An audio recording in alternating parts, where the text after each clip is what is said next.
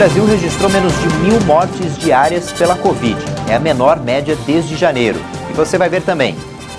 O Butantan recebeu matéria-prima para fabricar mais de 4 milhões de doses da Coronavac. Depois de vacinação em massa com a primeira dose, cidade no interior de São Paulo teve queda de mais de 80% nas internações. A Espanha retomou os voos para o Brasil. E tem também a arte em um campo de arroz em homenagem aos Jogos Olímpicos. Você vai ver a partir de agora. Olá, boa tarde. As aulas presenciais na rede pública de ensino voltaram hoje na maioria dos estados brasileiros. Em 17 capitais, os alunos do ensino infantil voltaram às salas de aula pela primeira vez desde o início da pandemia. Neste segundo semestre do ano, mais escolas públicas e particulares estão retomando as atividades presenciais. A volta às salas de aula acontece de forma diferente em cada localidade.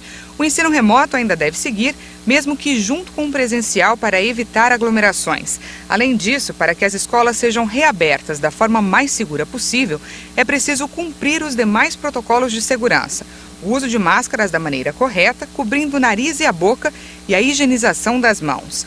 Segundo o levantamento feito pelo Conselho Nacional de Secretários de Educação, a maioria das escolas do ensino público segue em modelo híbrido, mesclando aulas presenciais com ensino remoto.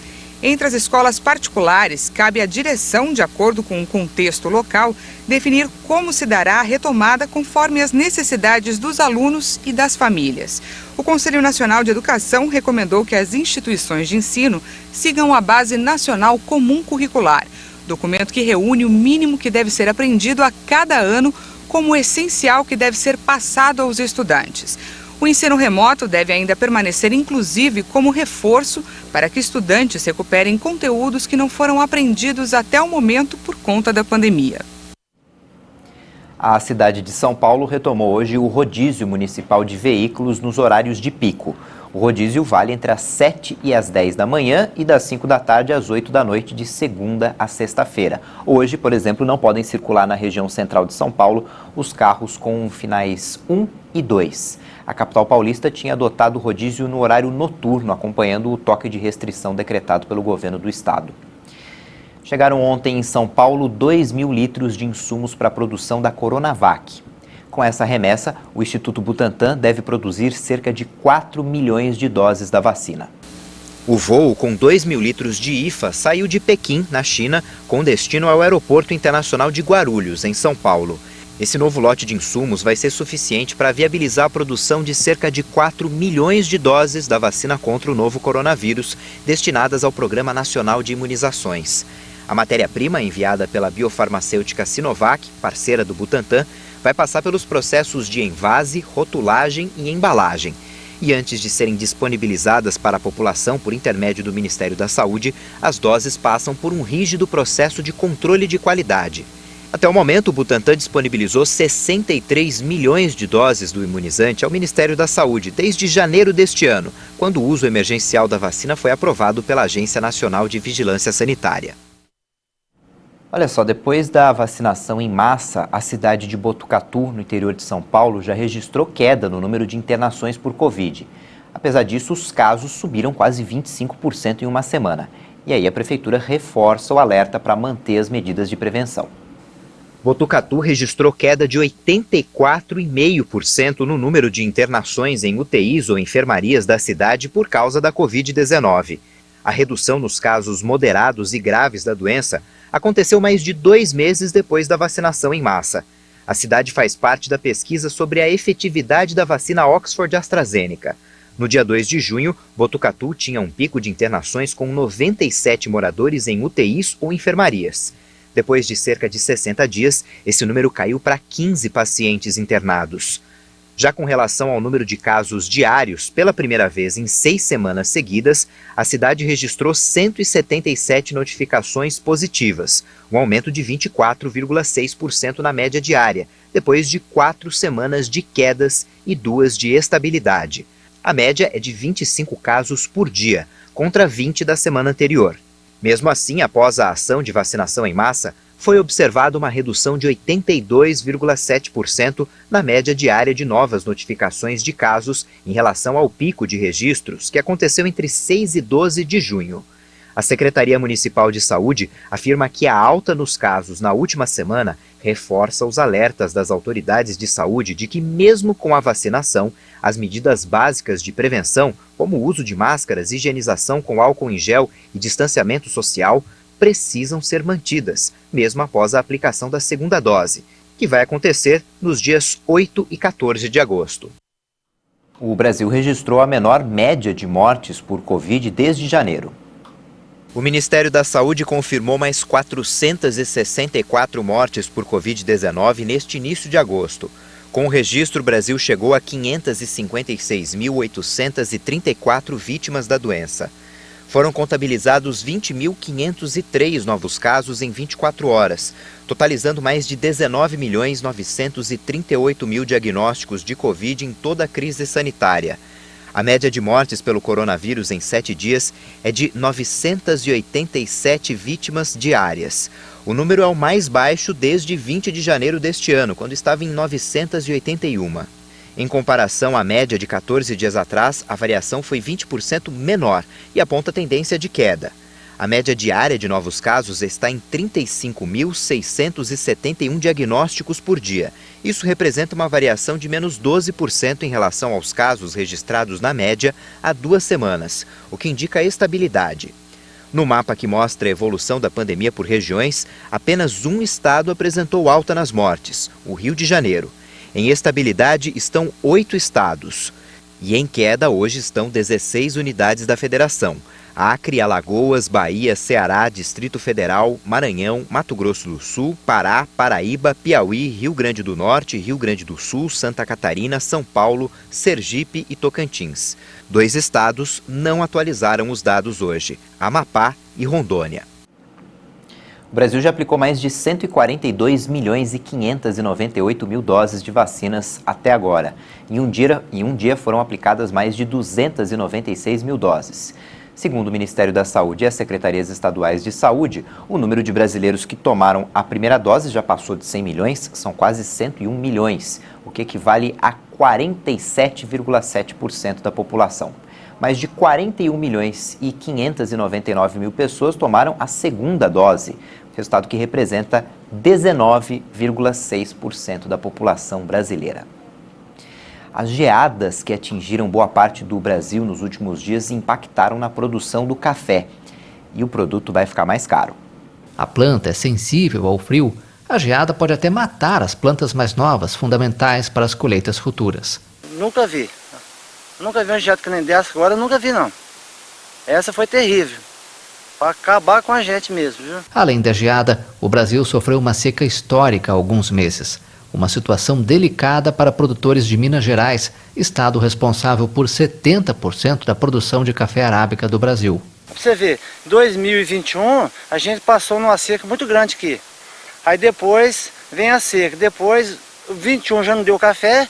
Eu tava contando que dava o 2022. Aí agora veio essa geada. Aí agora já prejudicou bastante gente, mas como que a gente vai fazer? Então existem algumas lavouras que foram ainda mais afetadas, então não perdeu não somente a produção de 2022 e também a de 2023, porque são lavouras que foram muito queimadas, possivelmente vai ter que fazer uma poda drástica, ou seja, cortar essa planta embaixo. Então ela gasta 3 anos para se recuperar, então essa planta ela só vai produzir café em 2024. O preço do café tipo arábica subiu ao maior nível desde fevereiro de 2014. A gente está observando agora, nesse ano de 2021, para a safra de 2022, esse café dessas lavouras que foram afetadas vai fazer falta no mercado. O preço do grão arábica, de maior qualidade, disparou 60% desde janeiro. Várias cidades registraram ontem manifestações de apoio ao presidente Jair Bolsonaro e a favor do voto impresso. Os atos foram realizados em 24 estados e no Distrito Federal. Cerca de 3.000 pessoas protestaram na praia de Copacabana, no Rio de Janeiro. Bolsonaro defende que um recibo seja impresso após cada votação na urna eletrônica para que os votos possam ser recontados fisicamente. A votação eletrônica no Brasil começou em 1996. O Comitê Olímpico Internacional garantiu que a atleta bielorrussa Kristina Tsimanouskaya está em segurança no Japão. Ela disse que foi obrigada pela Federação de Belarus a competir em uma prova do atletismo. O anúncio ocorre um dia após a atleta denunciar que foi forçada a abandonar os Jogos Olímpicos e retornar ao seu país por criticar sua federação nacional. No domingo, a atleta havia criticado a Federação Bielorrussa de Atletismo em uma rede social, afirmando que foi obrigada a participar do revezamento de 4 por 400 metros. A princípio, ela deveria correr apenas as provas de 100 e 200 metros. Nesta questão específica, com esta atleta em particular, o mais importante é o nosso dever de cuidar dela. Por isso, conversamos com Tsimanouskaya ontem e continuamos em contato com ela hoje. De acordo com o Comitê Olímpico Internacional, funcionários do Alto Comissariado das Nações Unidas para Refugiados estão trabalhando no caso. O COI não confirmou as especulações sobre a possibilidade de a atleta ter perdido asilo político na União Europeia. O incidente ocorre em um momento em que o regime do presidente de Belarus, Alexander Lukashenko, reprime opositores, jornalistas e militantes para tentar impedir o movimento de protesto que se originou em 2020 contra sua reeleição para um 5º mandato. A seguir, você vai ver que incêndios florestais na Europa provocaram mortes e obrigaram a retirada de pessoas de várias cidades. Até já!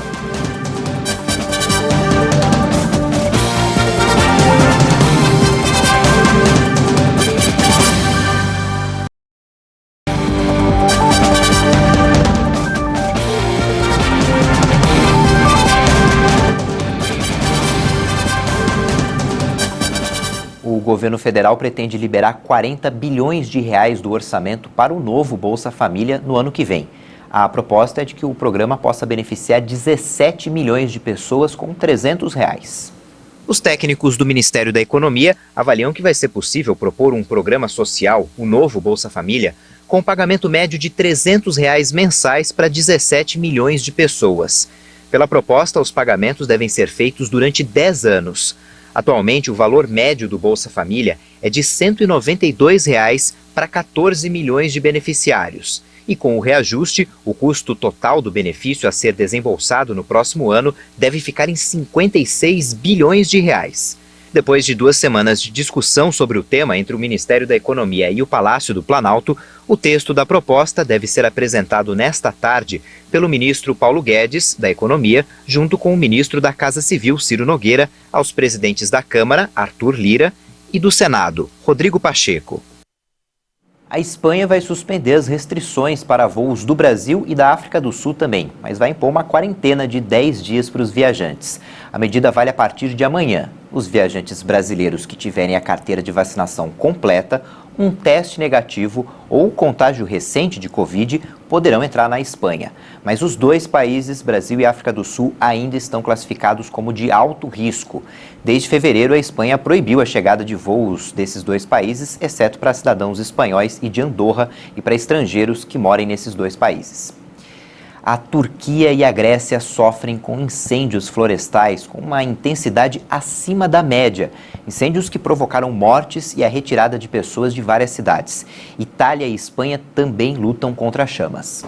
Os incêndios florestais seguem afetando alguns países mediterrâneos. Dezenas de municípios tiveram de ser esvaziados no sul da Turquia, onde 8 pessoas morreram nas áreas afetadas pelas chamas. O país vive os piores incêndios em pelo menos uma década, com quase 95 mil hectares queimados, quando a média entre 2008 e 2020, nessa época, era de 13 mil hectares. As temperaturas vão continuar altas, em torno de 40 graus Celsius, na região que registrou níveis recordes no mês passado. Estamos jogando terra nos focos de incêndio, cortamos o pasto e limpamos. Quando chega um corpo de bombeiros, ajudamos a brigada a se mover pela floresta com as mangueiras, principalmente onde é mais difícil o acesso. A Grécia também combate um incêndio em Patras, no oeste do país. 5 municípios foram esvaziados e 8 pessoas internadas com queimaduras e problemas respiratórios. Cerca de 13.500 hectares foram queimados até agora, quase o dobro da média de 7.500 hectares entre 2008 e 2020. Foi um pesadelo a noite passada, a situação estava muito ruim. A área ficou inacessível e com os ventos fortes não era possível para as equipes de socorro avançar. Itália e Espanha também enfrentam incêndios em uma temporada que está sendo significativamente mais destrutiva do que nos anos anteriores. Muitos especialistas associam a situação às mudanças climáticas que aumentam a frequência e a intensidade dos incêndios florestais. E até, olha só, a gente volta a falar dos Jogos de Tóquio. O boxeador brasileiro Herbert Conceição se classificou para as semifinais dos Jogos Olímpicos e garantiu no mínimo a medalha de bronze. Lutando na categoria médios até 75 quilos, o baiano derrotou neste domingo o cazaque Abilkan Amanku em 3 rounds, em decisão dos árbitros por 3-2. Na luta pela vaga na final olímpica, o brasileiro vai encarar Gleb Bakshi, do Comitê Olímpico Russo. Os dois se enfrentam na próxima quinta-feira. Com o triunfo de Herbert, o Brasil já garantiu pelo menos 2 medalhas no boxe, já que Abner Teixeira, na categoria até 91 quilos, também vai disputar as semifinais. E mais medalhas podem vir. Beatriz Ferreira, no peso até 60 quilos, e Wanderson Oliveira, até 63 quilos, também estão nas quartas de final, a uma luta de garantir lugar no pódio. O fim de semana teve quebra de recordes e, olha só, até medalha compartilhada. O italiano Marcel Jacobs foi o homem mais rápido nos Jogos de Tóquio 2020. Com o tempo de 9 segundos e 80 centésimos, ele ficou à frente do americano Fred Kerley e do canadense André De Grassi nos 100 metros rasos. Nascido no Texas, mas filho de mãe italiana e pai americano, Jacobs sucede o lendário Usain Bolt, campeão olímpico em 2008, 2012 e 2016. O dia foi de grandes emoções para os italianos no Estádio Olímpico da capital japonesa. Menos de 10 minutos antes, Gianmarco Tamberi e o qatari Mutaz Barshin conquistaram o ouro na prova de salto em altura. Os atletas superaram os 2,37 m em igualdade perfeita. O juiz explicou que havia 2 opções, disputar um desempate ou compartilhar o ouro. Os 2 amigos então apertaram as mãos e celebraram juntos a vitória. No salto triplo feminino, a Venezuela garantiu seu primeiro ouro em Tóquio 2020 com uma performance de gala de Yulimar Rojas. A atleta alcançou a marca de 15,67 m, derrubando um recorde mundial que estava de pé há quase 3 décadas. Aos 25 anos, a venezuelana confirma uma hegemonia na modalidade, após conquistar também os 2 últimos mundiais, Londres 2017 e Doha 2019. Outro recorde foi quebrado no Estádio Olímpico, o sul-americano dos 400 metros com barreira, na classificatória para a final. O brasileiro Alisson dos Santos fez a prova em 47 segundos e 31 centésimos, abaixando em 3 centésimos a marca anterior, estabelecida por ele mesmo este ano. Com o grande tempo deste domingo, ele avançou direto sem ter que esperar a repescagem por tempos, à final de terça-feira. A ginasta Rebeca Andrade terminou em 5º lugar na final do solo hoje. A brasileira perdeu pontos ao colocar o pé fora do tablado durante a apresentação. A Rebeca já tinha conquistado uma medalha de prata na final do individual geral e o ouro no salto. E fez história nas Olimpíadas. Ela encerrou sua participação se tornando a primeira brasileira a conquistar 2 medalhas em uma única edição dos Jogos. O ginasta Arthur Zanetti errou a saída na final das argolas, tentando um triplo mortal e ficou na 8ª posição. Caio Souza sofreu uma queda no final da apresentação do salto e terminou em 8º também. No vôlei de praia, Evandro e Bruno Schmidt perderam para a dupla da Letônia por 2-0 e foram eliminados. No vôlei, a seleção brasileira venceu o Quênia por 3-0. Agora o Brasil enfrenta o Comitê Olímpico Russo pelas quartas de final. Vamos ver o quadro de medalhas dos Jogos Olímpicos. A China está aparecendo na primeira posição com 62 medalhas no total, 29 de ouro, 17 de prata e 16 de bronze. Mais ouro que os Estados Unidos, que tem 22 de ouro, 25 de prata e 17 de bronze. O Japão tem 17 de ouro, 6 de prata e 10 de bronze.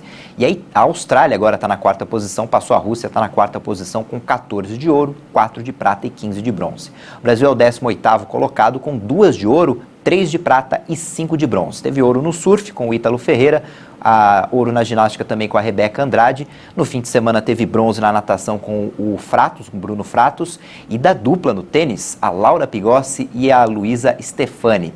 E tem pelo menos mais 2 medalhas garantidas no boxe, pode até ser de ouro. No chão é difícil perceber algo diferente num campo de arroz no Japão, mas de cima é possível ver uma obra de arte celebrando os Jogos Olímpicos. A famosa Grande Onda, o Monte Fuji de Katsushika Hokusai e o inconfundível ator de teatro kabuki. Imagens icônicas do Japão retratadas em um gigantesco campo de arroz. Uma colossal obra de arte com a qual a cidade de Yoda celebra as Olimpíadas de Tóquio e mostra ao mundo a cultura do país oriental.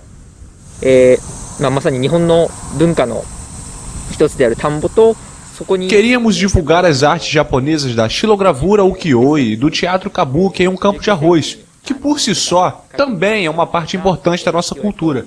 Ao mostrar a arte que influenciou tantos países no século XIX, queríamos apresentar novamente o Japão ao mundo. A ideia é ainda tentar ajudar os japoneses a redescobrir sua cultura. As imagens fazem parte de uma tradição anual iniciada em 2008 pela cidade de Yoda.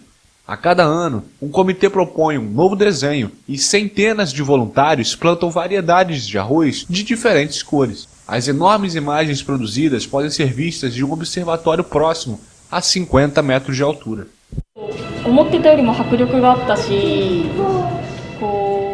É muito mais dinâmico do que esperava. Acreditava que fosse algo mais simples, mas é muito complicado de realizar o traçado. Muito difícil mesmo. Fiquei impressionada que a arte no campo de arroz seja tão panorâmica. Os funcionários do Departamento de Agricultura japonês retiram as ervas daninhas do arrozal para evitar que diferentes safras se misturem. Normalmente, 1.000 pessoas trabalham na iniciativa, mas devido à pandemia, o quadro de funcionários foi reduzido pela metade. Em 2015, eles alcançaram um recorde no livro Guinness ao criar a maior obra de arte em campos de arroz do mundo, com 28.000 metros quadrados. Impressionante essa imagem, né? Essa edição fica por aqui, mas no YouTube você pode rever nossas reportagens. E já já tem outras informações com a Juliana Dariva. Boa tarde.